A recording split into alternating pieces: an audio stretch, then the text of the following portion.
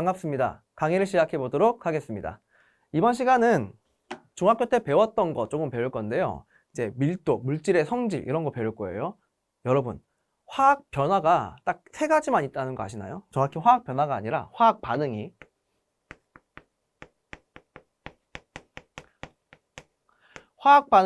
되게 많이 있을 것 같지만 세 개밖에 없습니다.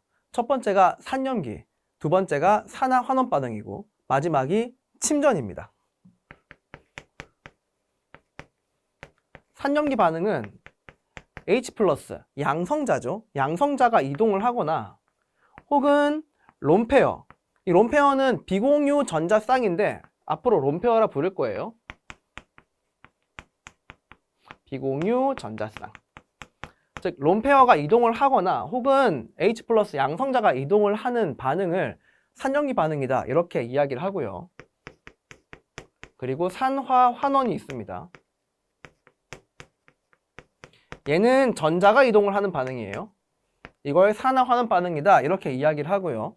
마지막으로는 침전입니다. 일명 앙금이라고 하죠. 이거 세 가지밖에 없어요.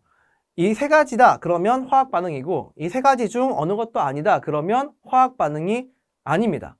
그래서 우리 물리 변화하고 물리 변화 혹은 물리적 변화 상관이 없는데 우리 물리 변화가 있고 화학 변화가 있거든요.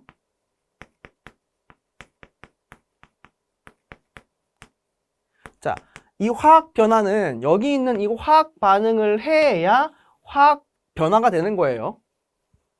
물리 변화는 단순하게 이제 깨진다거나 단순히 섞인다거나 이런 것들이죠. 얘 같은 경우에는 물질이 바뀌지 않습니다.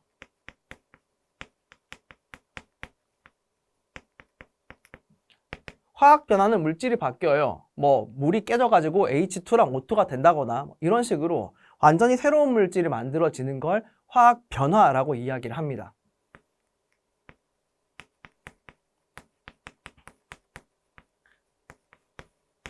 자, 그리고 보게 될 게 크기 성질하고 세기 성질인데요.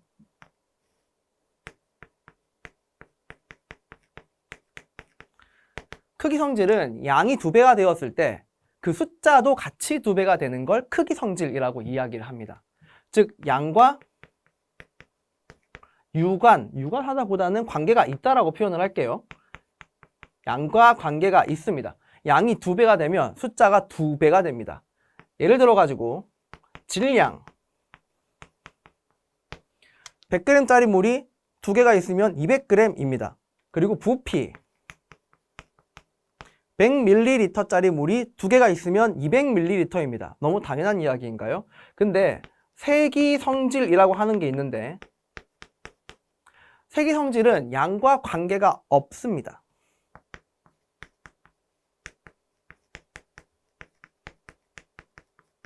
예를 들어 볼까요? 온도 100도씨의 물과 100도씨의 물을 섞었습니다. 몇 도죠? 100도입니다. 양과 관련이 없습니다. 그리고 압력 이 교실은 1기압인데 이걸 반으로 자른다고 0.5기압이 되지는 않습니다. 양과 관계가 없죠. 혹은 끓는 점, 녹는 점, 보일링 포인트라 그러고 멜팅 포인트라고 표현을 할게요. 용해도 이런 것들은 양과 아무런 관련이 없는 것들입니다. 자, 이것들 중에서 물질의 특성인 것도 있고 아닌 것도 있어요. 우리 포커스는 그래도 세기 성질에 포커스를 좀 두고 우리 크기 성질 나중에 배울 때 엔탈피를 크기 성질이라고 배울 거거든요.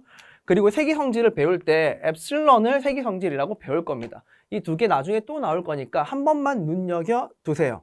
자, 우리가 지금 배울 밀도는 바로 세기 성질입니다. 영어로 density라고 해서 밀도는 D라고 표현을 할 건데 질량을 부피로 나눈 값입니다. 참고로 한 개 더 말씀드리면은 물리에서는 질량을 M이라고 표현을 하고요. 화학에서는 질량을 W라고 표현을 하는데 어떤 차이점이 있냐? 물리에서 말하는 질량 M은 킬로그램 질량을 말하는 거고 화학에서 말하는 W는 그램 질량을 말하는 거예요. 그래서 화학에서는 보통 킬로그램 단위로 실험을 하지는 않기 때문에 그램 질량을 훨씬 많이 쓰고요.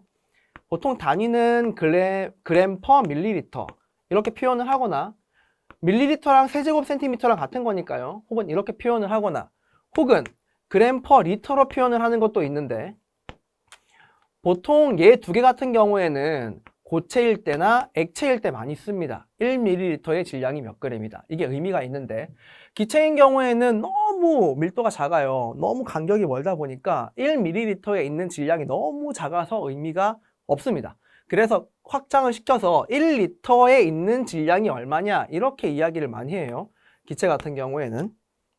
아시겠죠? 그리고 기체 같은 경우에는 밀도를 이야기를 할 때 민감한 게 있잖아요. 온도와 압력에 엄청 민감하기 때문에 온도와 압력을 반드시 표기를 해야 됩니다. 앞으로 기체의 밀도를 D 이렇게 표현을 할 수도 있겠지만, 밀도를 D라고 표현을 할 수도 있겠지만, 혹은 유체, 흐르는 물질이죠. 흐르는 걸 유체라 부를 건데, 액체나 기체가 바로 흐를 수 있기 때문에 이 액체나 기체를 유체라고 표현을 하거든요. 이 유체의 밀도를 말할 때에는 로라고 하는 그리스어를 쓰기도 합니다. 이거 로라고 길게 읽어주시면 돼요. 아시겠죠? 자, 밀도는 물질의 특성을 파악을 할 때 굉장히 중요한 그 물질의 성질이기 때문에 짚어봤고요. 넘어가서 돌턴의 원자설에 대해서 좀 보겠습니다. 여러분, 법칙이 뭐죠? 법칙은 실험을 한 결과를 단순히 나열한 걸 법칙이라 그럽니다. 예를 들어가지고 보일 법칙이다 그러면은 내가 압력을 2배로 늘려봤는데 부피가 반으로 줄더라 라고 하는 게 보일 법칙입니다. 누군가 보일한테 왜 그래? 라고 물어보면은 보일이 이렇게 말할 거예요. 너도 해봐 라고 말할 겁니다. 법칙은 논리가 있지 않아요. 그냥 단순히 사실만을 말하는 게 법칙이고요. 그리고 이 사실이 왜 그렇게 되는지, 왜 압력이 늘면 부피가 주는지를 이론적으로, 인간의 논리로 설명을 하는 걸 이론이라고 표현을 합니다. 그래서 항상 법칙 다음에 이론이 와요. 보실까요? 질량 보존 법칙.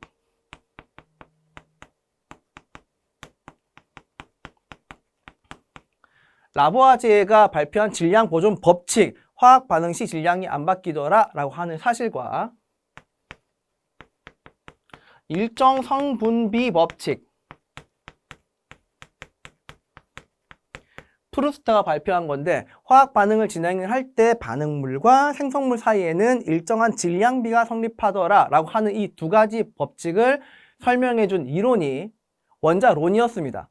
자, 그런데 원자론 같은 경우에는 모든 이론은 인간의 머릿속에서 만들었기 때문에 에러가 있게 마련이거든요. 세월이 지나면 그 에러들이 발견이 됩니다. 그래서 지금은 원자론이라 부르지 않고 원자설이라고 부르는 이유가 에러가 있었기 때문이죠. 네 가지를 좀 볼까요?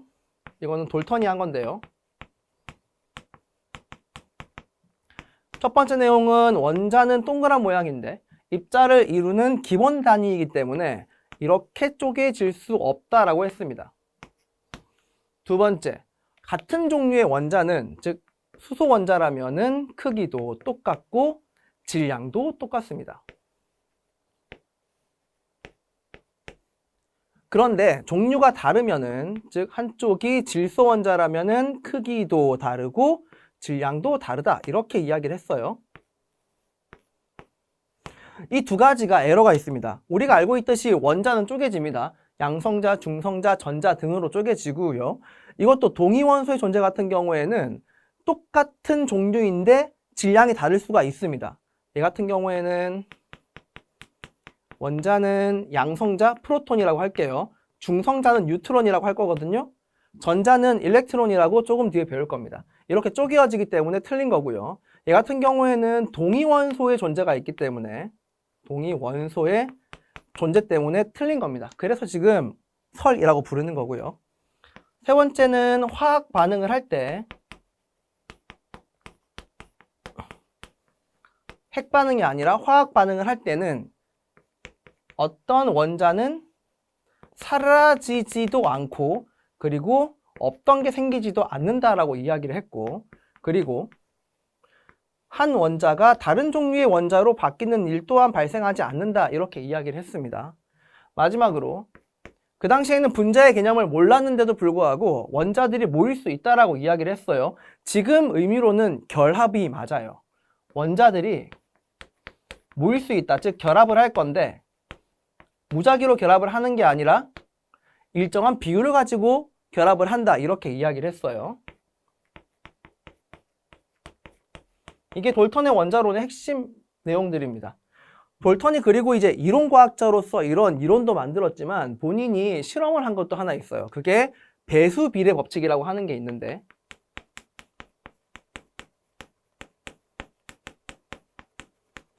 얘도 돌턴이 한 거예요.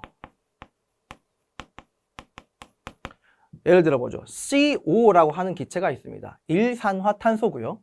CO2라고 하는 기체가 있습니다. 이산화탄소죠. 여기 있는 C의 질량이 12g이라고 가정한다면 산소의 질량은 16g이 됩니다. 얘는 C의 질량이 12g이라고 가정한다면 산소가 2개 붙어 있기 때문에 32g이 됩니다. 즉 탄소와 붙어 있는 산소의 질량비가 16대 32, 즉 1대 2가 됩니다. 탄소와 결합하는 산소의 질량 비가 1대 2가 됩니다. 이걸 말로 풀었으면요. 두 가지 이상의 화합물을 만들 때, 두 가지 이상의 원소가 두 가지 이상의 화합물을 만들 때, 즉 여러 개 만들어질 때, 예를 들어서 SO2, SO3, CO, CO2 이런 것 같이 여러 개가 만들어질 때 특정 원자랑 결합하는 나머지 원자의 질량 비는 정수비를 이룬다라고 하는 게 핵심이에요.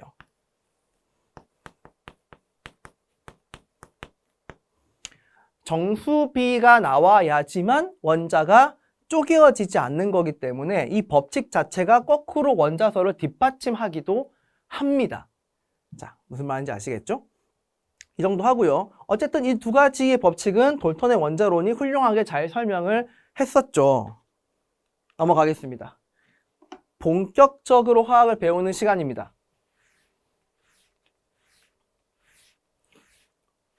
원자는 눈에 너무 작아서 보이지 않습니다.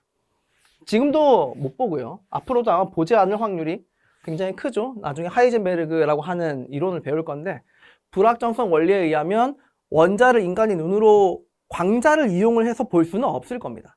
어쨌든 이 원자라고 하는 거는 크게 두 가지로 나누어져 있는데 원자 핵과 전자로 되어 있습니다.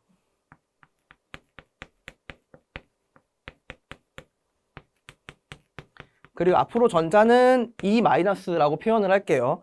마이너스를 띄고 있고요. 이 원자 핵이 플러스를 띄고 있는데 그 이유는 원자 핵은 양성자와 중성자로 되어 있습니다.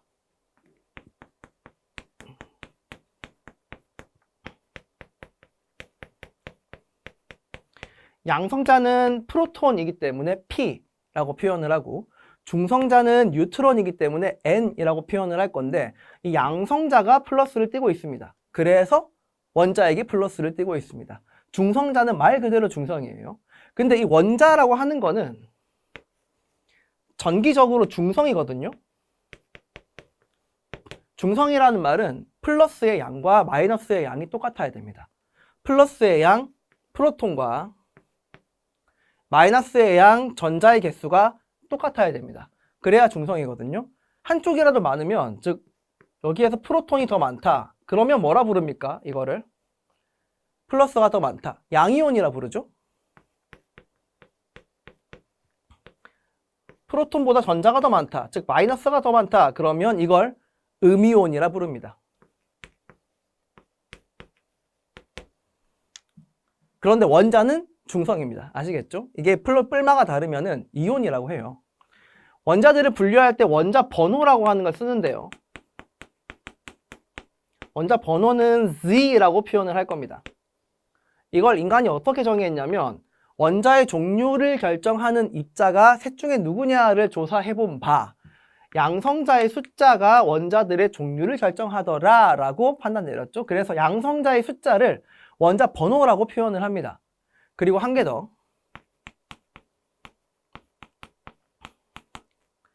질량 비율을 볼 건데 프로톤 대 뉴트론 대 일렉트론의 질량 비율을 대충 보면요. 대충 전자를 1이라고 했을 때 약 프로톤이 1800쯤 됩니다. 뉴트론이 1800 보다 조금 더 커요. 조금 더 커요. 물리학자들은 에러가 있는 걸 진짜 싫어합니다. 그래서 완벽해야 되는데 화학자들은 이런 경우에는 전자의 질량을 그냥 무시해버립니다. 근사를 좋아합니다. 화학자들은. 그래서 앞으로도 전자의 질량은 있지만 없는 거예요. 전자의 질량은 9.11 곱하기 10의 마이너스 34제곱킬로그램으로 거의 없다고 보시면 됩니다. 그리고 1800과 1801, 프로톤과 뉴트론은 사실상 질량이 다르지만 거의 차이가 없기 때문에 이 두 개의 질량은 같다라고 볼 겁니다. 아시겠죠? 자, 그러면 얘가 질량이 없으니까 원자의 질량은 곧 원자 핵의 질량이 될 거고 원자 핵을 이루는 두 입자는 거의 질량이 똑같습니다. 그래서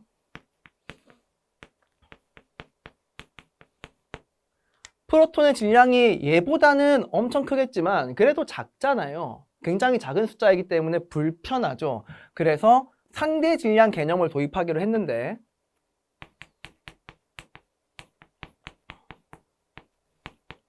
그걸 질량 숫자, 줄여서 질량수라고 표현을 할 거고 보통 A라고 많이 표현을 합니다. 원자의 질량을 어떻게 표현을 할 거냐? 원자 핵의 질량이 곧 원자의 질량인데 원자 핵은 두 가지의 입자가 있고 얘들의 질량이 똑같으니까 프로톤과 중성자를 가리지 않고 총 숫자가 몇 개인지가 중요해지겠죠. 그래서 얘 두 개를 더한 숫자를 질량수라고 표현을 합니다. 자, 그리고 어떤 의미의 원자가 있다면 원자 번호는 왼쪽 아래에 표현을 해주고요. 질량수는 왼쪽 위에 표현을 해줍니다. 즉 소듐이라고 하는 원자가 있다면 원자 번호는 11번이고요. 질량수는 23이 되거든요. 그러면 두 개를 더한 게 23이고 프로톤이 11개면 중성자가 몇 개가 됩니까? 12개가 되는 거죠. 즉 여기에서 중성자 개수는 A에서 Z를 빼주면 되는 거죠. 굉장히 심플합니다. 자, 이렇게 원자가 구성되어 있습니다. 그리고 똑같은 수소인데 즉 양성자는 똑같은데 질량수가 다른 존재들이 있습니다. 얘들은 양성자 숫자가 하나, 전자 숫자도 하나겠죠? 두 개가 똑같아야겠죠? 중성이기 때문에. 근데 중성자수가 더한 게 1, 2, 3이기 때문에 중성자수가 0, 1, 2가 됩니다. 이런 식으로 중성자수만 다른 관계를 뭐라 부르냐면 중성자 숫자만 다른 관계를 동위원소라고 표현을 합니다.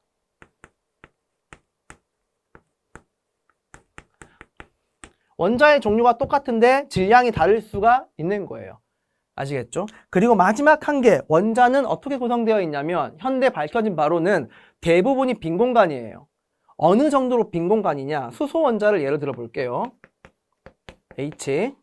원자핵이 여기에 있다면, 이렇게 있다면 전자가 뭐 원운동을 하고 있다라고 좀 가정을 해볼게요. 실제로는 아니지만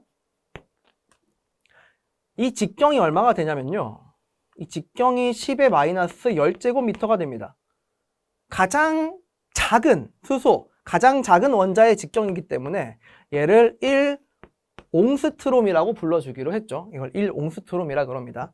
자, 그러면 원자 핵의 직경은 과연 얼마가 되느냐? 이 원자 핵의 직경은 약 10만 분의 1이에요.